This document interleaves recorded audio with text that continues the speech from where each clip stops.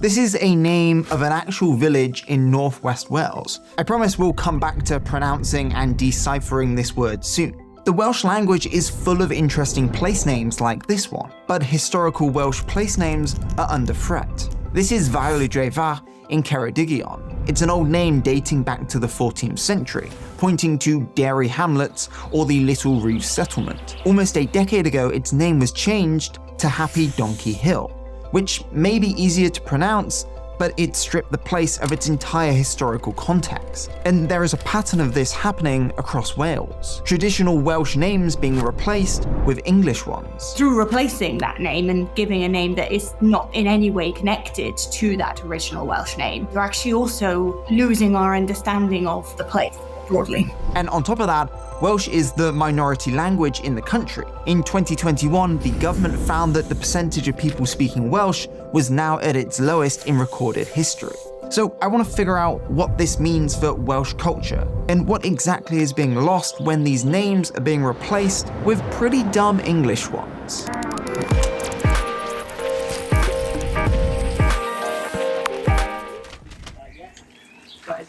Mum, can you say this word? Lam fair, Paul Gwyneth, Ilgo Gareth, Lan Tacilio, go, go, go. Well, that was without looking at the phone as well. No, I think that I missed a bit out. For context, I am a quarter Welsh. But full transparency, I don't speak a word of Welsh. None of my family live in Wales. And before the pronunciation police roll up in the comments to correct me, like they do from time to time, I do try. But I am dyslexic, and it's not that deep. I'm not trying to offend anybody. But by the end of this video, I will have learned some Welsh. So it would be very fair of you to say that I'm extremely disconnected from Welsh culture. Even though I grew up here in Bristol, which is like 20 minutes from Wales. And I'm gonna take you to some of these towns where names are being changed, and we're gonna find out the stories behind these names. So we're now officially in Wales. Perhaps if you're outside of the UK, you might be like, okay, well, it's all part of the United Kingdom, right? But England and Wales are drastically different from each other. Honestly, this country feels like it's out of a fairy tale or Lord of the Rings. But a big notable difference in Wales is that you will notice these signs everywhere. Bilingual road signs. And people, and by people I primarily mean English people, make jokes that they're pointless. I've been learning Welsh. What? No one speaks Welsh. But what about the signs and everything? I know, you just got to ignore it. I don't understand. No, seriously, just forget it. Okay, so James Corden doesn't want to figure this out, but I do. Because if I'm right, and this census report backs up the decline in Welsh speakers, a lot more than just road signs is lost when a language goes extinct. To understand this, we have to go back like 4,000 years. The Welsh language, which is a phonetic language, has unique sounds developed from the Celtic language. The Celtic language is a subfamily of the Indo-European languages and was spoken throughout Western Europe during Roman and pre-Roman times. And Welsh is one of the remaining Celtic languages that has managed to stay relevant with time. Now, let's go back to the town of It's 58 characters in length and is the world's second longest place name. And it was actually created in the 19th century as a promotional gimmick to attract tourists to the village. But the direct translation is super descriptive. It means the Church of St. Mary in the Hollow of the White Hazel near the rapid whirlpool, and the Church of St. Tacilio near a red cave. These are all places within the village itself, and it's more than just a fun name. It tells us something about the history and the landscape of the place. There is so many more like this across Wales. I'm here in the capital, Cardiff. It's an English name, but it derives from medieval Welsh. And to learn more about what some of these words mean, I reached out to you guys to see if any of you spoke Welsh. And 1,500 of you got back to me, and the majority said no. But that didn't matter because our Welsh subscribers came through. And I'm about to meet up with Cerith, who is a fluent Welsh speaker and is basically gonna pronounce all the Welsh words that I would probably butcher, and to explain to the rest of us the history behind some of these words. Cardiff is an anglicisation of an older Welsh name for Cardiff, which was Caerdydd or Caerdydd. The Caer part is the part that means fort or fortress, and that Dyf, that Dyf, That's probably related to Dyffryn, which means valley, but eventually that Dyf became Dydd, which we spell with a double D in Welsh, and so that's why it's Caerdydd today with a double D, but the English kept that F ending for Cardiff. Welsh place names also commemorate events, mythical creatures, and stories from the past. It's how the Welsh place names connect the present day with the culture and heritage of Welsh history. There's a story about a prince, I believe, who had a child, and he had a dog called Galer, and Galer was a faithful dog and looked after the child when the master went out hunting. But when he came back, he found blood all over the dog's jaws. In a fit of fury, he thought the dog had attacked the child, and he killed it, only to realize that the dog had saved the child's life by attacking a wolf that had come into the area. They found the wolf with his neck torn out, and that's what the blood was on the dog's throat. He was heartbroken because he really was quite fond of Gaelic, and so they buried the dog. The place around that area is called Beth Gaelic now, after the dog. And actually, that sort of allows someone to feel a lot more connected to the landscape, because now they understand what the name that they're using means. Do you remember earlier when I described Wales as something out of a fairy tale? These place names seem to reflect that in their meaning. I'm currently in Abergavenny, which means the mouth of the river. But with a majority of English speakers and these place names being bilingual, we need to understand that relationship, because I'm pretty sure it wasn't a very harmonious beginning. In 1536, English sovereignty over Wales was made official by everyone's favourite Tudor, Henry VIII. This led to Wales being legally incorporated into England, with English as its only official language. Welsh was largely banned, and laws were passed to strip Welsh language from official status. In fact, the Welsh couldn't use their own language in court for over 400 years since the Laws in Wales Act of 1535 to 1542. In a country at a time where most people only spoke Welsh. As time progressed, even during the 18th and 19th century, as industrialization began peaking in Wales, England was still the only official language in Wales. Many migrants were from England and did not really have a need to pick up the language, which led to equating the English language with progress. It wasn't until 1911 that people could actually see the effects. A census conducted that year showed that for the first time in 2,000 years, Welsh was a minority language in the country, as less than 44% of the population spoke Welsh. To preserve the language in the communities of Wales, an advocate group called the Welsh Language Society was established in 1962.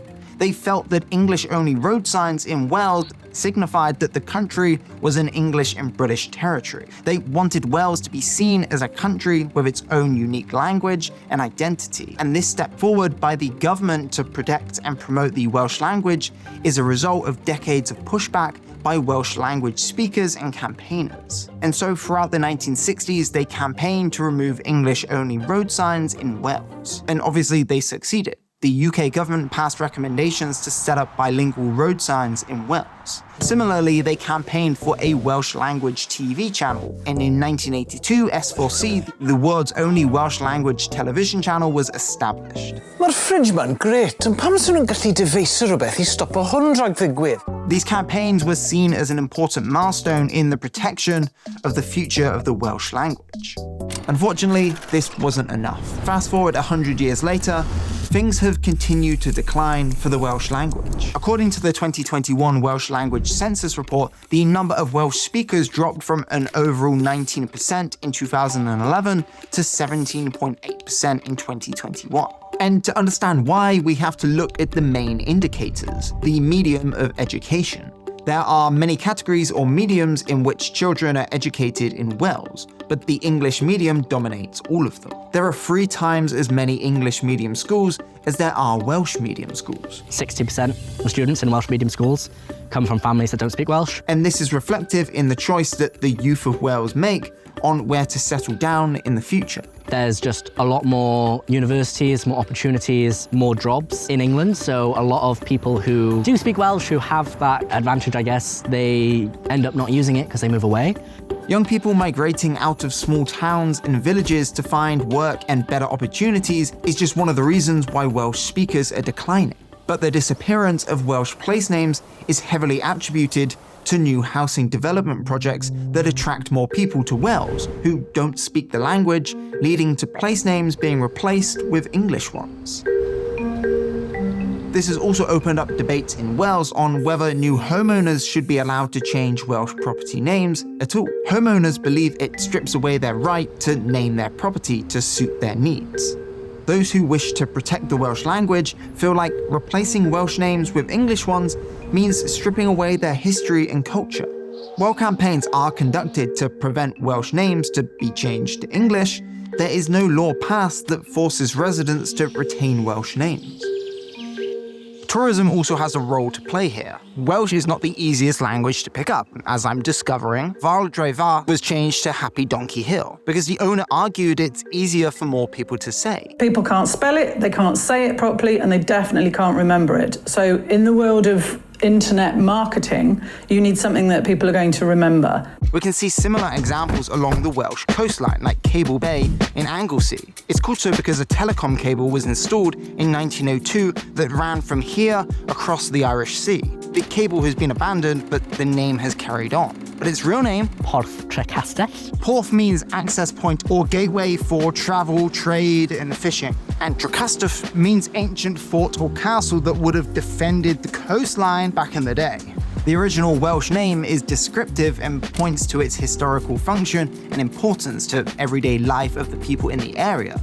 This is more than just a name, it's a story, and now it means nothing more than a bunch of abandoned cables. People, for example, pointing to maps that are showing a name that wouldn't be the Welsh name that they would use for the area. So in losing these names, you're actually also losing our understanding of the place. The place name change is related to people not being perhaps aware of the Welsh language and the cultural implications of changing. Glanna Moor was changed to Aber Bay Park. This was a big deal because the park had been known by the Welsh name for over a century, and yet it was changed by Alan Caravans, a UK-based holiday destination company that brought the park in 2017. There's plenty more places in Wales where this is happening, where Welsh place names are either disappearing or are replaced for convenience. Perhaps because Welsh is kind of seen as a mythical language because it's so old, and it was a huge influence on J.R.R. Tolkien when he created the Elvish language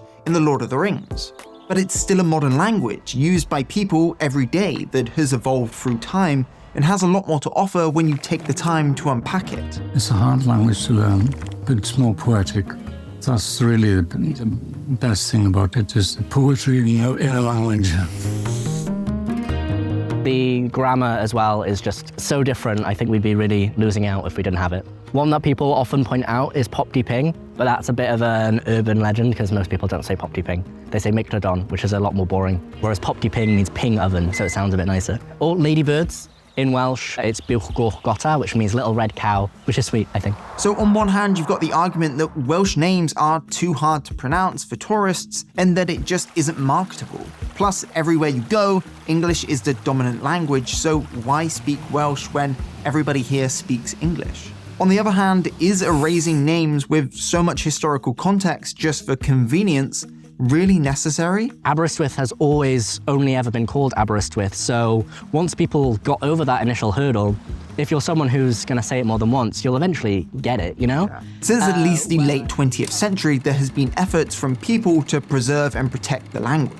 And these efforts are making changes in different pockets across Wales. Two of Wales's most notable mountain ranges, Snowdonia and the Brecon Beacons, have gone through modern rebrands to be known by their original Welsh names. Those names have always existed, they haven't been changed. If you're a Welsh speaker, that's what the name was. Brecon Beacons has always been Banau Brycheiniog, and Snowdonia, they call that Eryri. It's quite difficult to say if you're a non-Welsh speaker.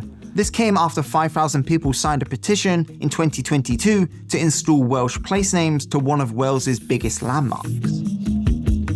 Similarly, the Royal Commission of the Ancient Historical Monuments of Wales introduced the Historical Place Names List, a statutory list of historical Welsh place names with nearly 700,000 records to raise awareness amongst people. The government too is taking steps to improve the state of the Welsh language in the country. In August of 2022, the Welsh government set up a commission to strengthen and protect the language. The commission put out a report that focuses on giving powers to preserve the language in areas with higher concentrations of Welsh speakers. Given that fewer children are now speaking Welsh compared to a decade ago, the government said that it is committed to create 23 Welsh medium primary schools in the next 10 years. But here's the catch: there aren't enough teachers for the plan of expansion to Welsh medium schools, and equally there's insufficient Welsh teaching in English medium schools.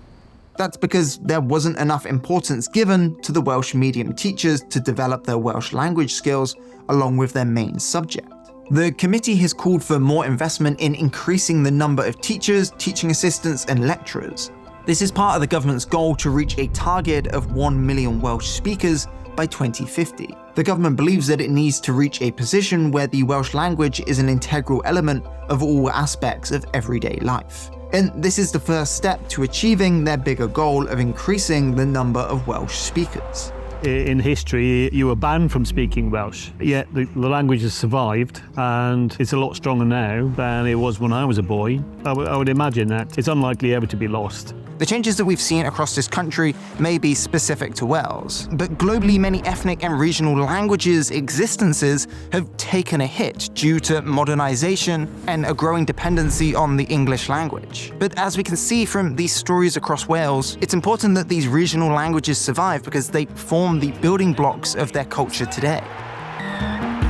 And it gives everybody the opportunity to look into the past to understand the way of life in this region of the world.